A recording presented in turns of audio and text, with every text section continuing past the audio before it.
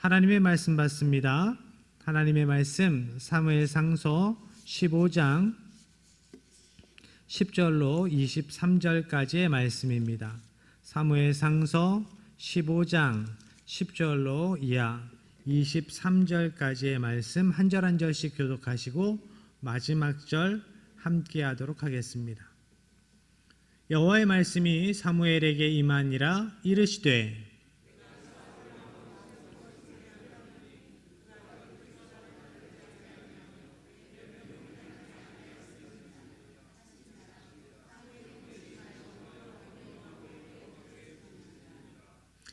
사무엘이 사울을 만나려고 아침에 일찍이 일어났더니 어떤 사람이 사무엘에게 말하여 이르되 사울이 갈멜에 이르러 자기를 위하여 기념비를 세우고 발길을 돌려 길갈로 내려갔다 하는지라.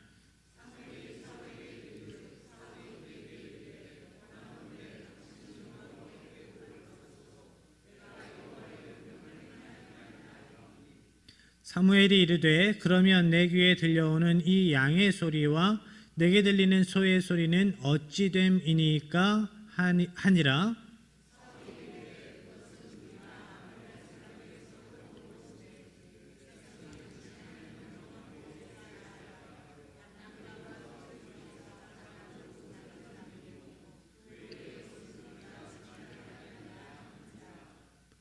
사무엘이 사울에게 이르되 가만히 계시옵소서.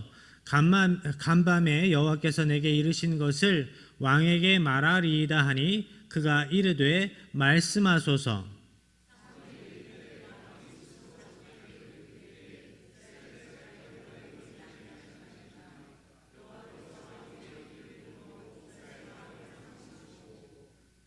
또 여호와께서 왕을 길로 보내시며 이르시기를 가서 죄인 아말렉 사람을 진멸하되 다 없어지기까지 치라 하셨거늘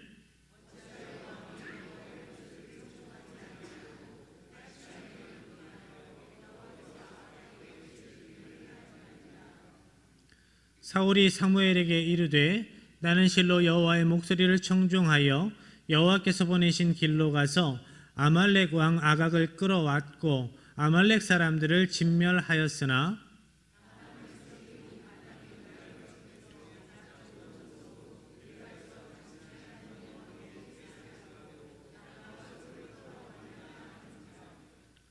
사무엘이 이르되 여호와께서 번제와 다른 제사를 그의 목소리를 청종하는 것을 좋아하심같이 좋아하시겠나이까?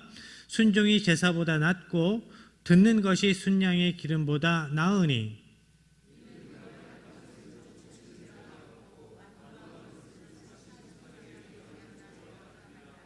왕이 여호와의 말씀을 버렸으므로 여호와께서도 왕을 버려 왕이 되지 못하게 하셨나이다 하니 아멘.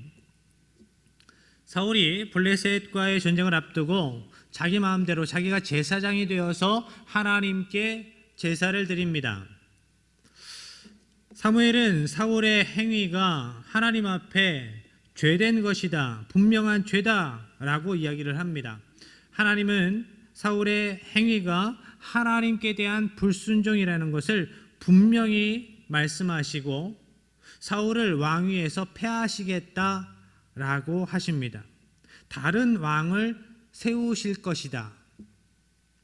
그런데 하나님은 그 말씀을 하시고 사울을 바로 그 왕의 자리에서 끌어내리지 않으셨습니다. 왜 그러셨을까요?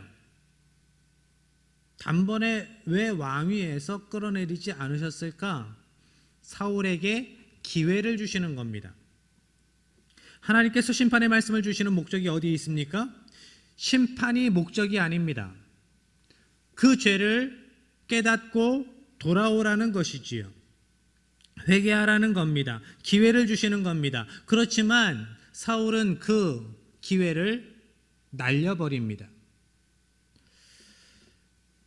얼마 지나지 않아서 하나님은 아말렉을 진멸하라 명령하십니다. 진멸.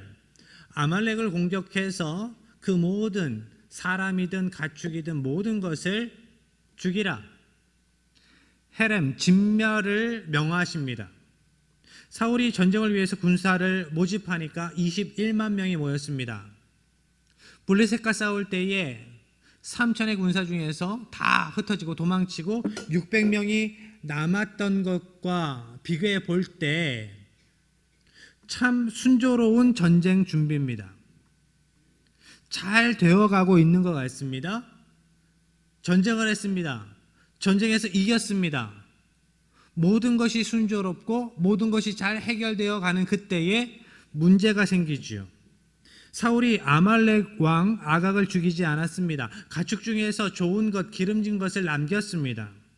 그리고 전쟁에서 승리하고 올라오다가 갈멜에서 자기를 위한 승전, 기념비를 세우지요.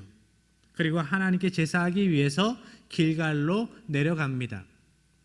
전쟁에서 승리한 기쁨에 취해 있던 그 순간, 그때에 하나님께서 사무엘에게 이런 말씀을 주십니다.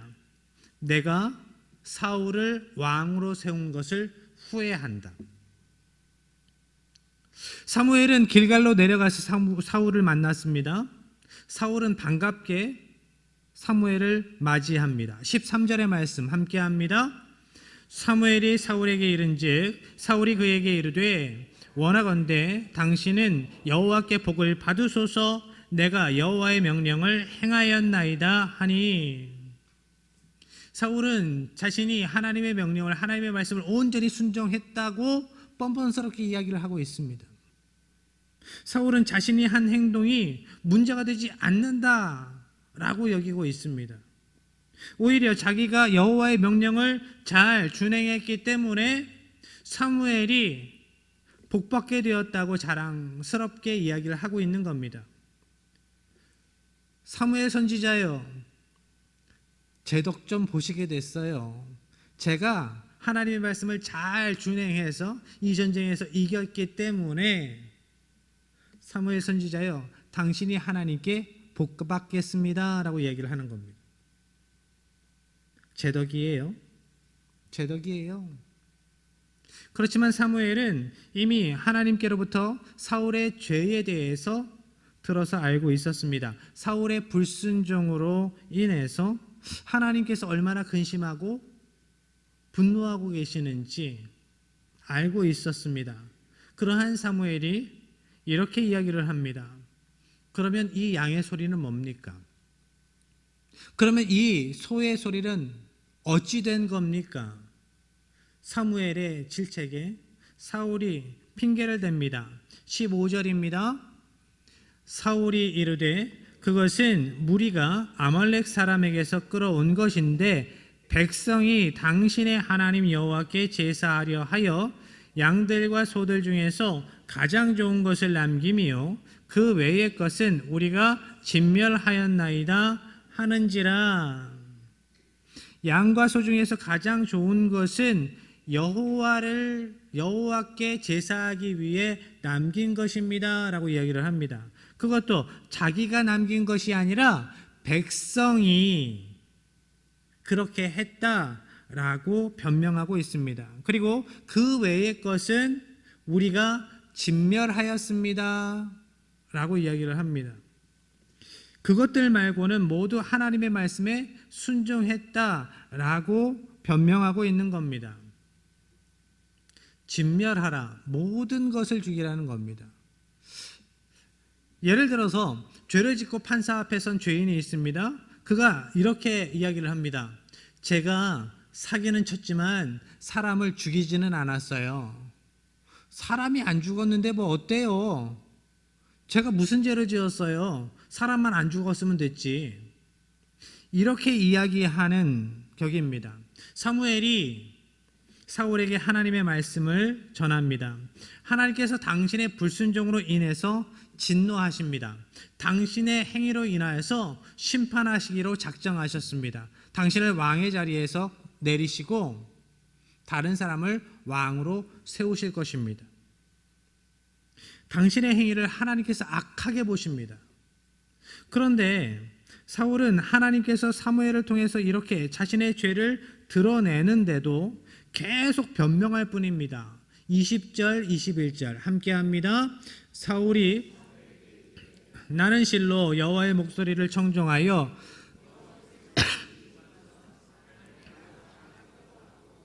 아말렉 사람들을 진멸하였으나 다만 백성이 그 마땅히 멸할 것 중에서 가장 좋은 것으로 길갈에서 당신의 하나님 여호와께 제사하려고 양과 소를 끌어왔나이다 하는지라. 나는 실로 여호와의 목소리를 청종하여 진멸하였으나 자기는 하나님의 말씀에 순종했다고 이야기를 합니다.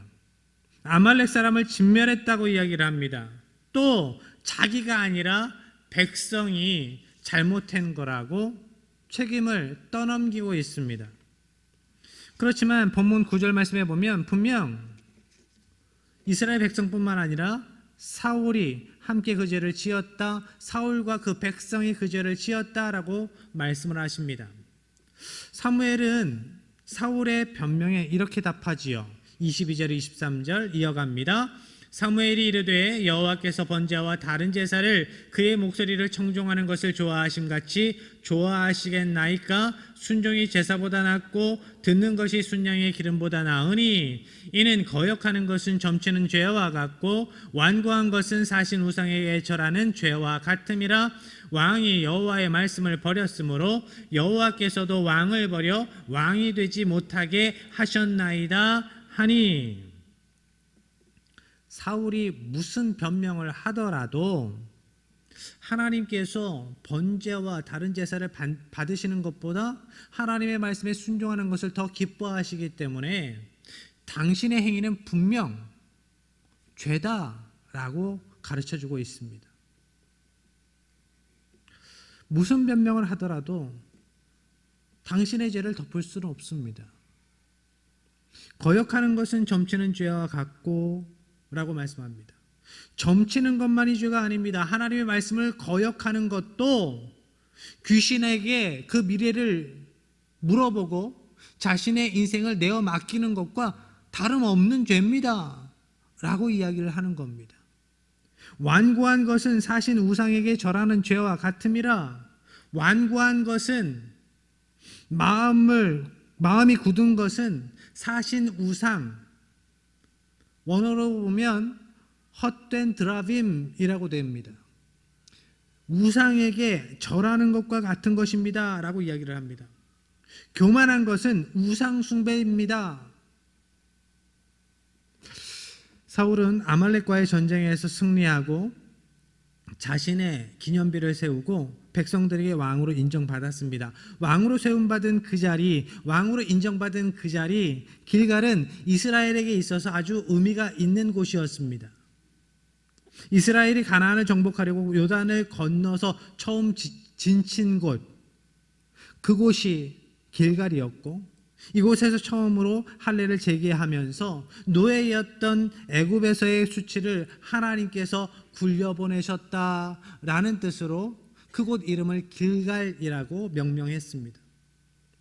이곳에서 이스라엘은 사울을 이방 민족으로부터 수치를 굴려보내줄 왕으로, 전쟁에 능한 왕으로 인정하고 왕으로 세운 겁니다.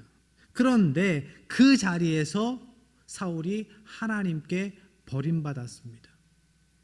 똑같은 자리에서 세움받고 똑같은 자리에서 버림받고 똑같은 자리에서 하나님의 은혜를 기억하고 똑같은 자리에서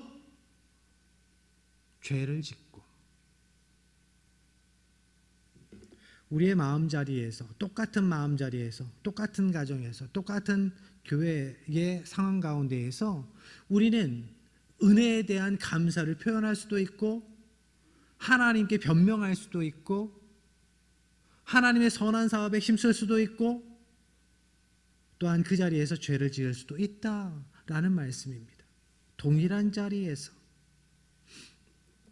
그렇지만 왕의 자리에서 폐위된 그 시간에도 심판의 말씀이 선언된 그 자리에서도 기회는 있었습니다. 하나님께서는 기회 주시려고 심판하시겠다 말씀을 주시는 하나님이시기 때문입니다. 그래서 심판의 말씀이 주어졌을 그때 자신의 죄를 회개하고 하나님께로 돌아서야 합니다. 그렇지만 안타깝게도 사울은 하나님이 아닌 사람에게 인정받는 쪽을 택합니다. 하나님께서 왕의 자리에서 폐위시키실 것이라는 그 말씀, 당신의 불순종에 대해 심판하실 것이다 라는 그 말씀을 듣고 사울이 어떻게 반응했는가? 본문의 말씀 30절입니다. 함께합니다. 사울이 이르되 내가 범죄하였을지라도 이제 청하옵나니 내 백성의 장로들 앞과 이스라엘 앞에서 나를 높이사 나와 함께 돌아가서 내가 당신의 하나님 여호와께 경배하게 하소서 하더라. 제가 하나님께 범죄하였을지라도 이스라엘의 리더들과 백성들 앞에서 저를 좀 높여주십시오. 저를 좀 돋보이게 해주십시오. 제 체면 좀 살려주세요. 다른 사람들이 저를 보고 어떻게 생각하겠습니까? 당신이 나와 함께 돌아가셔서 함께 예배해야 백성들이 나를 왕으로 존경할 거 아닙니까? 이것이 사울의 진심이었습니다. 사울은 체면이 중요했습니다. 이목이 중요했습니다. 하나님이 아니라 사람들에게 인정받는 쪽을 택합니다. 그것이 사울에게 더 중요했기 때문입니다. 이제 하나님과의 관계는 사울에게 있어서 관심 밖의 일이었습니다. 사무엘에게 자신의 죄를 지적받았을 때 첫 번째와 두 번째 모두 자신의 죄에 대한 인정함은 있었습니다. 사울에게. 그런데 두 번째 지적받았을 때 다른 점이 있어요. 첫 번째와는 다르게 자신의 죄에 대해서 용서를 구하지 않습니다. 사울에게 더 이상 그것이 중요하지 않게 된 겁니다. 그렇게 변질된 사울의 마음이 사울이 말하는 중에 사용하는 단어에도 이렇게 드러납니다. 내 백성의 장로들, 그리고 당신의 하나님 여호와. 이 두 단어가 극명한 대조를 이루고 있습니다. 이제 그 백성들이 하나님의 백성으로 인정되지 않습니다. 내 백성이에요. 하나님이 나의 하나님이 아닙니다. 당신의 하나님, 당신의 하나님. 사울은 이제 자기 백성만 중요합니다. 여호와는 이제 당신의 하나님이 되어버렸습니다. 그의 관심이 달라졌습니다. 우리의 관심은 어디에 있습니까? 이스라엘 백성들은 능력에 관심이 있었습니다. 사울은 하나님이 아니라 사람들에게 인정받음에 관심을 두었습니다. 사울은 하나님께 버림받는 것보다 사람들에게 인정받지 못하는 것이 두려웠습니다. 24절의 말씀입니다. 함께합니다. 사울이 사무엘에게 이르되 내가 범죄하였나이다. 내가 여호와의 명령과 당신의 말씀을 어긴 것은 내가 백성을 두려워하여 그들의 말을 청종하였음이니이다. 아멘. 우리는 사무엘상서 13장에서 이미 백성에게는 인정받았지만 하나님께 버림받은 사울의 모습을 봤습니다. 그런데 하나님께서 심판의 메시지로 사울에게 회개의 기회를 주셨음에도 불구하고 사울은 여전히 하나님보다 사람을 두려워하고 사람에게 인정받으려 하고 있습니다. 많은 사람들이 이스라엘 백성들처럼 사울처럼 외모와 배경을, 능력과 사람들의 평판을 중요하게 여기고 거기에 관심을 두고 살아갑니다. 그렇지만 우리 하나님은 그런 것에 관심을 두지 않으십니다. 하나님은 순종에 관심을 두십니다. 외모보다 능력보다 순종입니다. 사울이 불순종의 모델이라면 순종의 모델은 누구일까요? 예수님입니다. 예수님은 온전한 순종의 모범을 우리에게 보여주셨습니다. 이 세상을 구원하시기 위해서 아버지의 뜻대로 죄된 육신을 입고 이 땅에 오셨습니다. 십자가를 지시고 죽임당하셨습니다. 하나님, 십자가 앞에서 제 마음이 떨립니다. 두렵습니다. 그러나 하나님의 원대로, 아버지의 뜻대로 되기를 원합니다. 제가 아버지의 뜻에 순종하기를 결단합니다. 그것이 예수님의 순종, 예수님의 모습이었습니다. 예수님은 어떻게 이렇게 십자가에 죽기까지 순종하실 수 있었을까? 예수님의 관심이 사람들의 평판에 있지 않고 하나님께 있었기 때문입니다. 우리가 예수님을 닮아가는 모습을 생각할 때 우리가 사람의 평판에 관심을 두고 있는가? 아니면 하나님의 뜻에, 하나님의 마음에 관심을 두고 있는가? 이것이 우리의 기준이 되어야 합니다. 많은 사단의 참소를 보십시오. 사람들이 이렇게 생각합니다. 당신을 이렇게 생각합니다. 저렇게 생각합니다. 그래서 우리의 마음을 공격해 올 때가 있어요. 그때 기억하십시오. 하나님께서 어떻게 생각하실까? 무엇을 기뻐하실까? 예수님께서 공생의 사역을 시작하시기 전에 마귀에게 시험을 당하셨지요. 그렇지만 예수님은 하나님의 말씀으로 그 시험을 모두 이기셨습니다. 높은 곳에서 떨어졌는데 안 죽으면, 천사가 이렇게 떠받들면 사람들이 너를 보고 환호할 거 아니야. 하나님의 아들이라고 인정할 거 아니야. 하나님의 말씀으로 물리치십니다. 떡을 만들어서 사람들에게 나누어 주면 사람들이 환호할 거 아니야. 그 유혹도 물리치셨습니다. 하나님의 마음을 알았기 때문입니다. 예수님은 하나님의 마음에, 하나님의 말씀에 순종할 것을 결단하시고 마귀의 유혹을 물리치셨습니다. 십자가를 지지 말고 어려운 길로 가지 말고 쉬운 길로 가라 이야기하는 마귀의 유혹을 이기셨습니다. 마귀의 유혹을 이기고 십자가 지신 예수님, 그 십자가 순종의 결론이 바로 부활입니다. 온전한 순종의 결론이 부활이었음을 기억하시기 바랍니다. 여러분의 삶의 자리에서 온전한 순종을 하나님께 드리시길 바랍니다. 그래서 온전한 순종의 결론으로 부활의 능력으로 살아가는 하나님의 백성들이 다 되시기를 주님의 이름으로 간절히 축복합니다. 이 시간 우리가 하나님 앞에 변명하지 않고 항상 진실되이 살아가게 하옵소서. 하나님께서 우리를 빚으시는 대로 순종하게 하옵소서. 이러한 마음의 소원을 담아서 찬양하고 기도합니다.